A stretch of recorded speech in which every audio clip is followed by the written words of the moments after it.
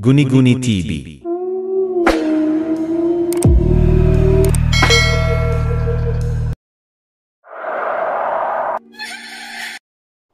Magandang araw po sa inyong lahat.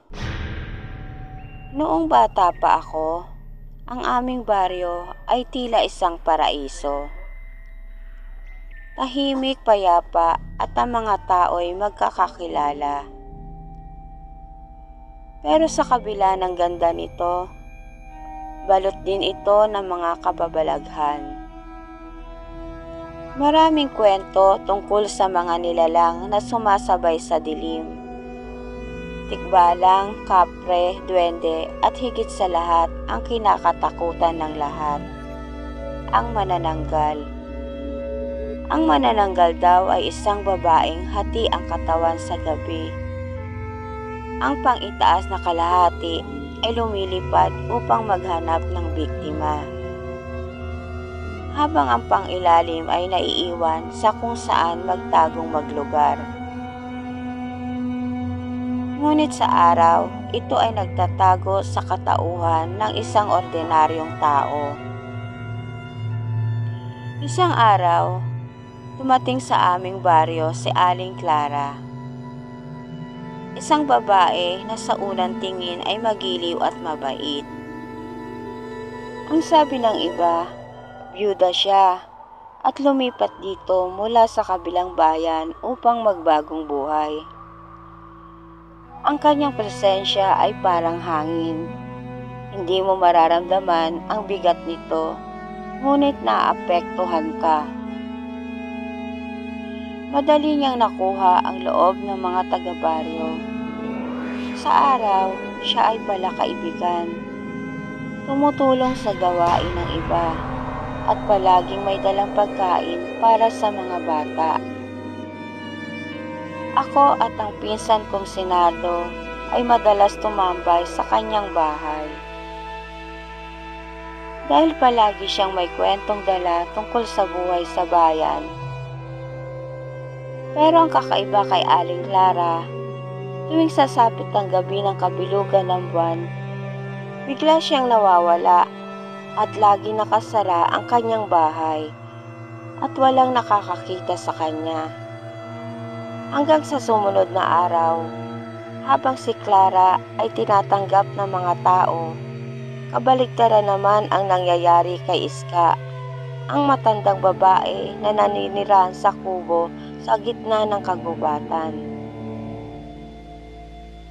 Si Iska ay matandang kuba, may baluktot ng ngipin at puting buhok na palaging magulo. Dahil sa kanyang itsura, siya ang laging pinagbibintangang sanhi ng mga kababalagan sa baryo. Isang gabi, may natagpo ang kambing na walang dugo sa katawan. Kinabukasan, isang sanggol naman ang nawawala. Lahat ng tao sa baryo ay nagdududa kay Iska. Manananggal si Iska, bulong ng mga matatanda. Ang mga kalalakihan sa baryo ay nagtipon upang sugurin si Iska. Sinugod nila ang kanyang kubo at sinira ito. Ngunit wala silang nakita. Wala akong kasalanan, tigilan niyo ako, sigaw ni Iska. Ngunit hindi nakinig ang mga tao. Ang lihim na natuklasan isang gabi ng kabilugan ng buwan. Ako at si Nardo ay naglalaro sa gilid ng bahay ni Aling Clara. Napansin namin na bukas ang kanyang bintana. At mula roon ay may kakaibang liwanag na lumalabas. Nardo, ano kaya ang ginagawa ni Aling Clara? Tanong ko. Sinilip namin ang loob ng bahay mula sa bintana. Nanlaki ang aming mga mata sa nakita namin. Si Aling Clara ay nakatayo sa gitna ng kanyang sala. Ang kanyang katawan ay tila nanginginig. Maya-maya, biglang nahati ang kanyang katawan sa bewang. Tumalsik ang kanyang balabal sa sahig. At mula sa kanyang likuran ay lumabas ang malalaking pakpak ng paniki. Hala, si Aling Clara ang manananggal, bulong ni Nardo. Bago kami makatakbo palayo, biglang lumingon si Aling Clara. Ang kanyang mga mata ay pulang-pula at ang kanyang mukha ay naging masyadong matalim na parang halimaw. May tao, sigaw niya, sabay lipad palabas ng bintana. Tumakbo kami ni Nardo ng mabilis, ngunit naramdaman namin ang malamig na hangin sa likod namin. Lumilipad si Aling Clara sa ibabaw. Sinusundan kami. Ang tunog ng kanyang pakpak ay parang ihip ng bagyo. Dito tayo sa bahay ni Iska, sigaw ko. Tumakbo kami papunta sa kubo ni Iska. Pagdating namin, mabilis naming ikinento ang aming nakita. Nagulat kami nang si Iska ay walang takot na kumuha ng bote ng langis at asin. Huwag kayong matakot, alam ko na ito ang mangyayari, sabi ni Iska.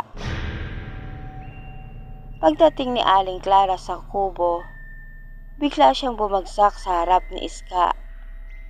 Ikaw matandang bruha, palagi kang sumisira ng plano ko, galit na sigaw ni Aling Clara. Ngunit si Iska ay hindi natinag. Binuhusan niya ng langis ang paligid ng kubo at agad niyang tinira si Aling Clara ng isang kutsilyong gawa sa kawayan. Nagpalitan sila ng suntok at sipa. Ngunit si Iska ay tila mas malakas sa kabila ng kanyang edad. Nang mabuhusan ng langis si Aling Clara, bigla siyang nagliyab. Ang kanyang katawan ay sumabog at ang usok nito ay nagdulot ng masangsang na amoy. Tapos na ang sumpa mo, Aling Clara, bulong ni Iska.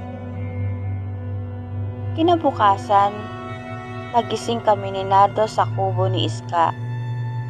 Wala na si Aling Clara at ang baryo ay bumalik sa normal. Ang mga tao sa baryo ay humingi ng tawad kay Iska. At simula noon, naging malapit ang lahat sa kanya. Ang kwentong ito ay nanatiling lihim na alaala ng aming pagkabata. Ngunit sa tuwing sasapit ang kabilugan ng buwan, hindi ko maiwasang maalala ang mukha ni Aling Clara. Mabait sa araw, ngunit halimaw sa gabi. At dito na po nagtatapos ang aking kwento. Salamat po.